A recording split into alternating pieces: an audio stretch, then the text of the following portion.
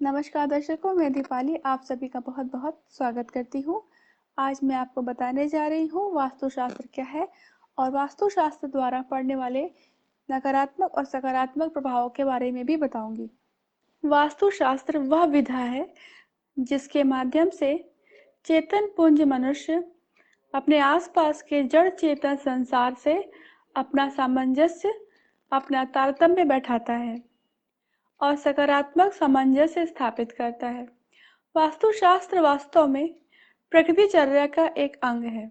इसके द्वारा हम प्रकृति से अपने अटूट नाते को सुदृढ़ बनाते हैं। सृष्टि में होने वाली अनायास घटनाएं घटित नहीं होती, बल्कि इनके पीछे सृष्टि के नैसर्गिक नियम कार्य करते हैं। आपने अक्सर देखा होगा कि किसी घर में रहने वाले लोग अत्यंत सुखी रहते हैं और किसी घर में रहने वाले लोग हमेशा परेशान रहते हैं। जानते हैं ऐसा क्यों होता है? इसका जवाब वास्तुशास्त्र में मिल जाएगा। दरअसल वास्तुशास्त्र के अनुसार घरों की 5 प्रकृतियां होती हैं। जैसे कि प्रकृति का संतुलन 5 तत्व पृथ्वी, अग्नि, जल, वायु और आकाश तत्व मिलकर करते हैं, वैसे ही वास्तु के सिद्धांत के अनुसार प्रत्येक घर का वातावरण भी 5 तत्वों की प्रकृति के अनुसार तय होता है। जब किसी घर में पांचों तत्वों का संतुलन रहता है तो उसके घर में रहने वाले लोग अत्यंत सुखी रहते हैं। यदि इनमें से किसी एक तत्व की अधिकता होती है तो घर की प्रकृति उसी तत्व के अनुसार हो जाती है। वास्तुशास्त्र कुछ महत्वपूर्ण और बेहद प्रभावशाली नियमों पर आधारित विज्ञान है, जिसे तार्किक दृष्टिकोण से समझे जाने की आवश्यकता है। ऐसे कुछ निश्चित नियम और सिद्धांत हैं जो कि बड़ी प्राकृतिक घटनाओं को तो नियंत्रित करते ही है, साथ ही हमारे मानव जीवन के सारे अनुभवों, परिस्थितियों और जीवन में होने वाली घटनाओं को भी नियंत्रित करते हैं। वास्तु के 2 शाब्दिक अर्थ हैं। पहला अर्थ है वह जगह जहाँ लोग रहते हैं, यानी कि वे सभी स्थान जहाँ मनुष्य निवास या कार्य करता है। दूसरा अर्थ है वस्तुओं का अध्ययन, ये भी वास्तुशास्त्र कहलाता है। प्रकृति में बहुत ही सूक्ष्म और बहुत ही विशाल दोनों ही प्रकार की शक्तियाँ रहती हैं। विज्ञान के अनुसार हमारे सुनने, देखने, सुनने की क्षमताओं इत्यादि का एक निश्चित दायरा है। वास्तुशास्त्र में इन्हीं प्रकृति की अदृश्य शक्तियों में समन्वय को साधने का कार्य किया जाता है, जिन्हें हम महसूस भी नहीं कर सकते। वास्तुशास्त्र के अनुसार इन अदृश्य नैसर्गिक शक्तियों में असंतुलन की स्थिति होने पर ये नकारात्मक परिणाम प्रदान करती हैं और उचित तालमेल स्थापित होने पर, संतुलित होने पर व्यक्ति के लिए बेहद लाभदायक भी सिद्ध होती हैं। तो आइए एक नजर डालते हैं वास्तु सम्मत या वास्तु दोष युक्त भवन किस प्रकार के परिणाम दे सकता है।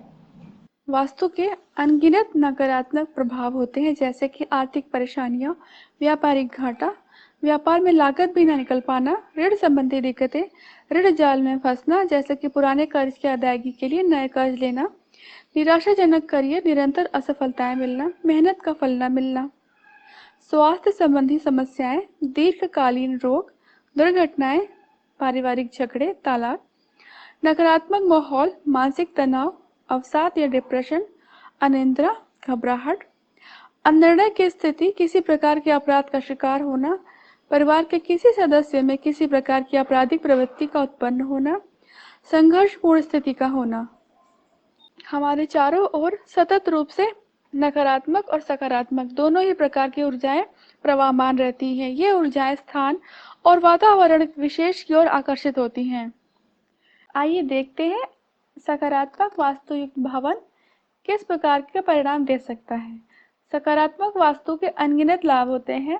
वित्तीय लाभ, व्यापार में मुनाफा, मानसिक शांति, आर्थिक संपन्नता, आकस्मिक धन प्राप्ति, अप्रत्याशित संपत्ति अर्जन, प्रसिद्धि, सामाजिक सम्मान में वृद्धि, अच्छा स्वास्थ्य, सुरक्षित एवं लाभदायक यात्राएं, सौहार्दपूर्ण पारिवारिक माहौल, बच्चों के करियर के लिए बेहद लाभदायक, रचनात्मक विचारों और नए लाभदायक अवसरों को सृजन करने वाला, शांति एवं प्रेमपूर्ण जीवन प्रदान करने वाला। वास्तुशास्त्र के वर्तमान सिद्धांत हजारों सालों के विकास का परिणाम है। जहां वेद वास्तु के उद्भव के रूप में माने जाते हैं, वहीं वास्तुशास्त्र के प्रणेता विश्वकर्मा को माना गया है। जिन्होंने विश्वकर्मा वास्तुशास्त्र नामक ग्रंथ की रचना की थी।